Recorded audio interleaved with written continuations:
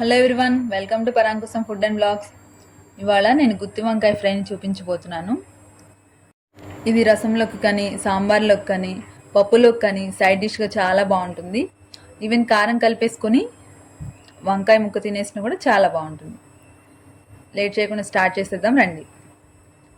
ముందుగా same size ఉన్న వంకాయలను తీసుకోవాలి. నేను 1/2 kg వంకాయలు తీసుకున్నాను.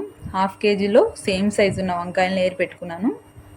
వాటిని నీట్గా వాష్ చేసేసి తుడిచి పక్కన పెట్టుకోవాలి. ఈ వంకాయలకు బ్యాక్ సైడ్ ఉన్న తొడిమలు పొడవుగా లేకుండా కట్ చేసుకొని పెట్టుకోవాలి.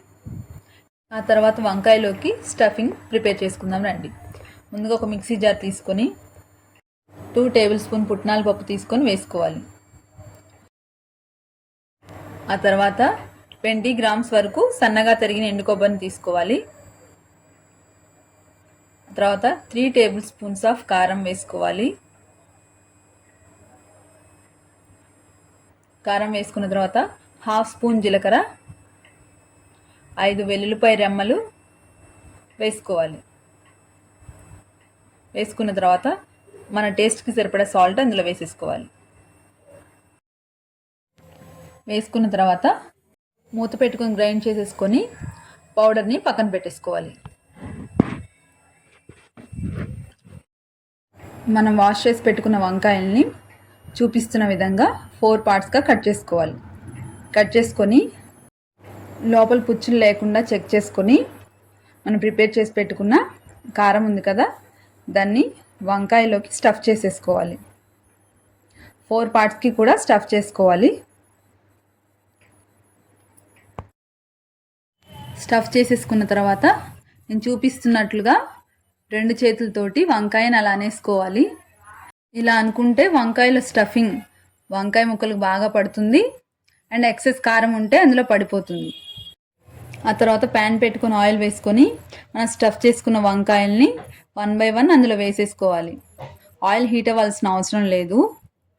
మన స్టఫ్ చేసుకున్న వంకాయల్లో నుంచి స్టఫింగ్ రాలిపోతూ ఉన్నా, లేదంటే వంకాయ బయట స్టఫింగ్ బయట అంటుకుని ఉన్నా ఆయిల్లో వేయగానే ఏమవుతుందంటే 10 minutesకి 5 minutesకి కుక్ అవ్వకుండానే వంకాయలు పైన అంటిన కారం మాడిపోతుంది అనమాట. అందుకని స్టఫింగ్ జాగ్రత్తగా పెట్టుకోవాలి.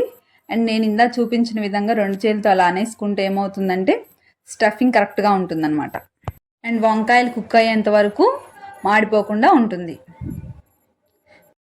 వంకాయల్ని స్టఫింగ్ పడిపోకుండా స్లోగా తిప్పుకొని మూత పెట్టుకుని కుక్ చేసుకోవాలి. సిమ్ టు మీడియం ఫ్లేమ్లోనే కుక్ చేసుకోవాలి. వంకాయల్ని హై ఫ్లేమ్లో పెడితే మాడిపోతాయి అన్నమాట.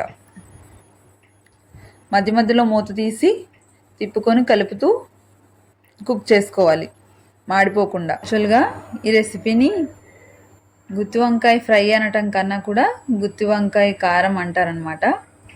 గుంటూరు ఫేమస్ డిష్ అంట. మా అత్తగారు నేర్పించారు నాకు.